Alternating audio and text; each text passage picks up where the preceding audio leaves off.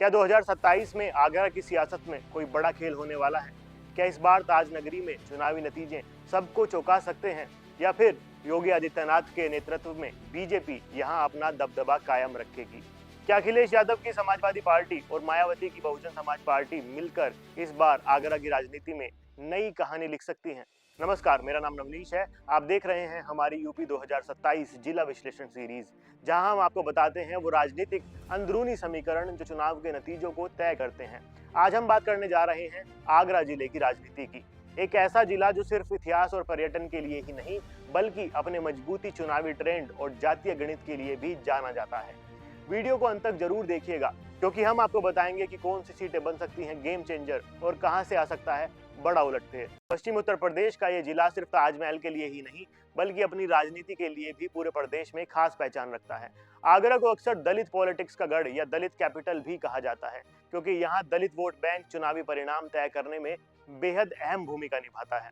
अगर विधानसभा सीटों की बात करें तो आगरा जिले में कुल 9 विधानसभा सीटें हैं। एतमादपुर, आगरा कैंट, आगरा दक्षिण, आगरा उत्तर, आगरा ग्रामीण, फतेहाबाद, खेरागढ़, फतेहपुर सीकरी और बाह। अगर 2022 के विधानसभा चुनाव के नतीजों को देखें तो इन सभी सीटों पर भारतीय जनता पार्टी ने जीत दर्ज की थी, यानी पूरा जिला भाजपा के कब्जे में है।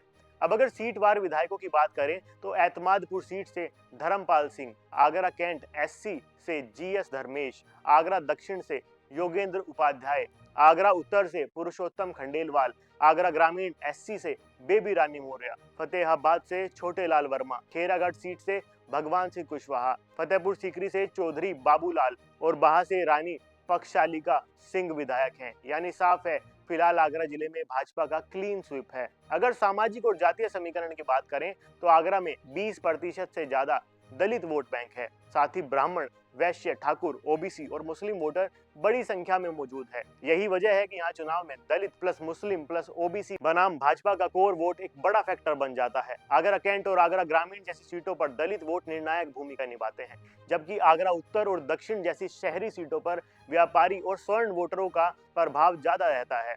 अगर लोकसभा की बात करें तो आगरा से सांसद हैं एसपी सिंह बघेल, जो भाजपा के बड़े नेताओं में गिने जाते हैं और क्षेत्र में उनकी पकड़ भी मजबूत मानी जाती है। अब अगर स्थानीय मुद्दों की बात करें तो आगरा में पर्यटन, रोजगार, प्रदूषण, यमुना सफाई, ट्रैफिक और शहर का विकास बड़े मुद्दे रहते हैं। ताजमहल से जुड़ी नीतियां, पर्यावरण और पर्यटन से जुड़े फैसले भी चुनावी बहस का हिस्सा बनते हैं।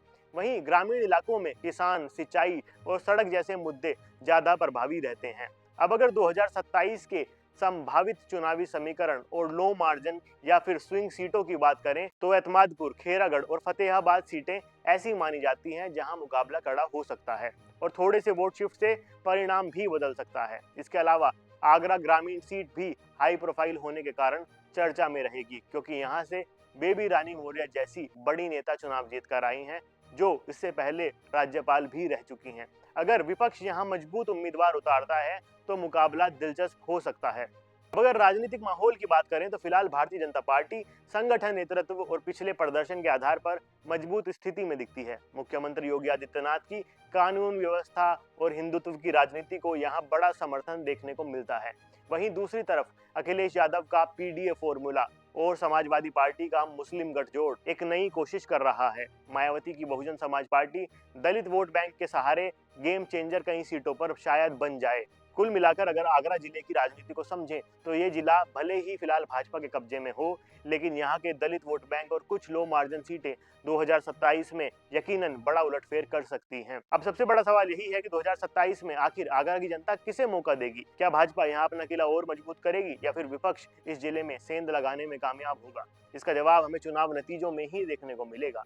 अगर आपको हमारी यूपी 2027 जिला विश्लेषण सीरीज पसंद आ रही है तो वीडियो को लाइक करें, चैनल को सब्सक्राइब करें और कमेंट में जरूर बताइए कि आपके हिसाब से 2027 में आगरा में कौन जीत सकता है।